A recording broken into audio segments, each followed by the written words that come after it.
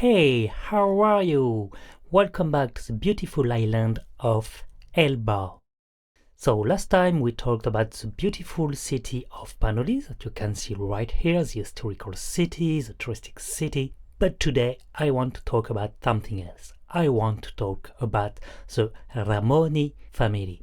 The Ramoni family is living here, as you can see, by the airport on this farm domain. Here is their house. They are living a quiet life, but they are one of the richest in Elba. Yes, they have all this domain for themselves, and they are employing more than 500 people in this industry. And they're living their life in this beautiful house. There are 5 of them, and the one that I want to talk about today is the youngest one, Giovanni Ramoni. Giovanni Ramoni, he doesn't really like the life on the farms. I mean, he's happy because he's rich, he's living in a nice house, but he doesn't want to do the same thing as his parents. He's not interested at all in the farm thing.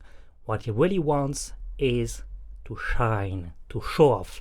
As you can see in his driveway, there are many beautiful cars, muscle cars, sports cars, very fancy, but he doesn't want to stay here between the farms. He wants to go to the big city. He wants to go to Maro. This is the largest city on the island, and what he really wants is to buy this hotel. And that's exactly what he did.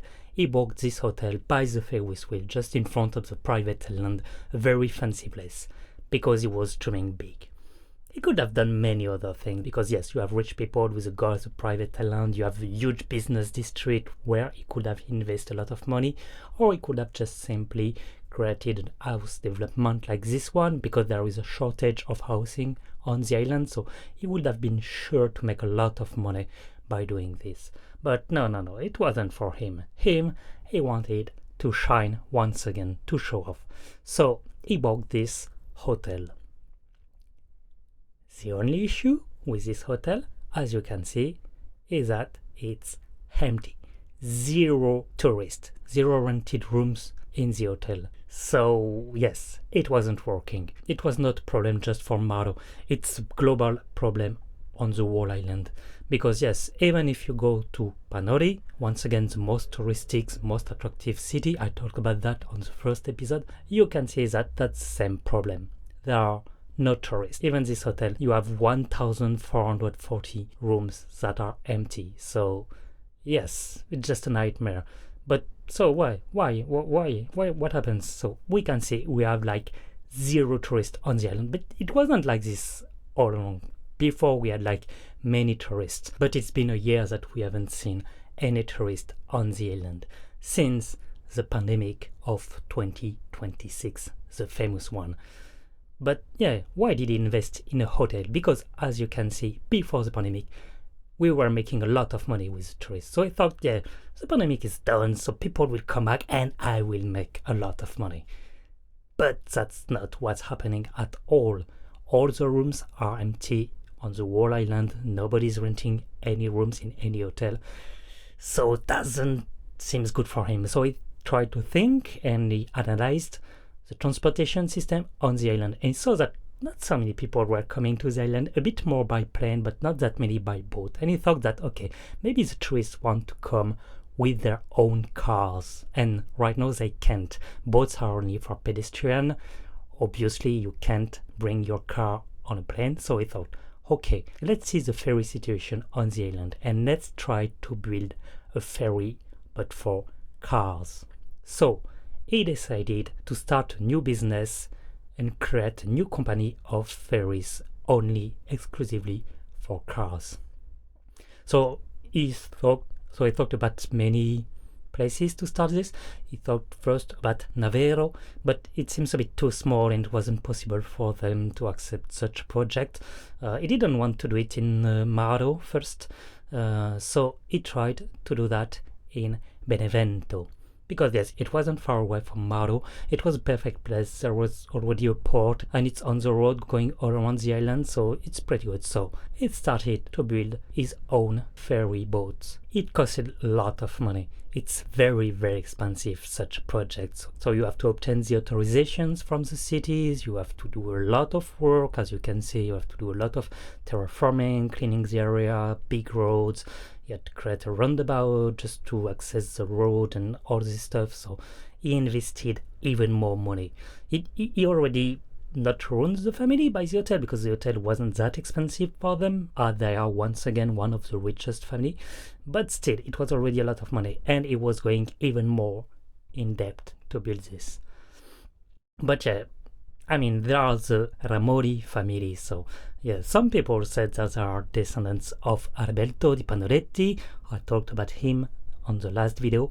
He is the founder of the first city on the island, the city of Panori, created in 954. So yes, there are things that are great, they think they know, they are rich, they are powerful. So it wasn't that hard to obtain authorization. So yes, the build started. As you can see, it started very quickly.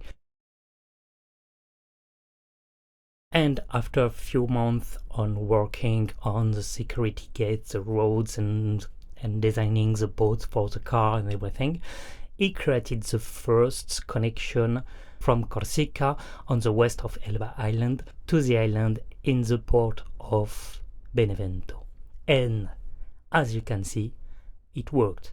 First people were coming to the port, and the first tourists were finally back on the island. So yes, it was a win for him. So after this victory, he said, okay, now I know that I'm on the right track. I will bring back all tourists on this island. I will become rich, famous, people will love me for that.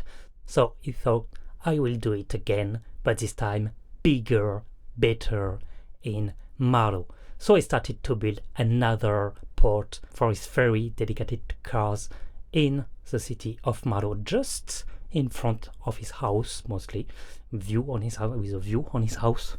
And he did quite the same, but this time to the east of the island, to the main continent, to Italy. So this one, it will be way bigger, way more people, way more tourists, so way more money. He was sure of that. So he started to build it, but this time he had to contract a loan for that, because even if they were very rich, most of their wealth were from the land they owned. But to invest to such projects, they needed cash, a lot of cash. So he had to borrow money. But it's working. As you can see, once again, we have tourists coming back, and they're starting to spend money on the island. So it's perfect. But with that is coming some issues, a lot of traffic, of car traffic, and so of traffic jam. So something had to be done, but he didn't have money anymore. So he fought with the municipality, with the city officials, because city officials were not happy about what was happening. It was kind of destroying the city. All of this traffic jam, the services were not good anymore, because the imbalances, the health, the police, anybody was able to move. So they had to invest a lot of money on infrastructures with a lot of roundabouts. They had to enlarge the roads, adding more lanes on specific places. So yes, it was huge investment from the city. But even with that, it wasn't working that well. It was traffic jam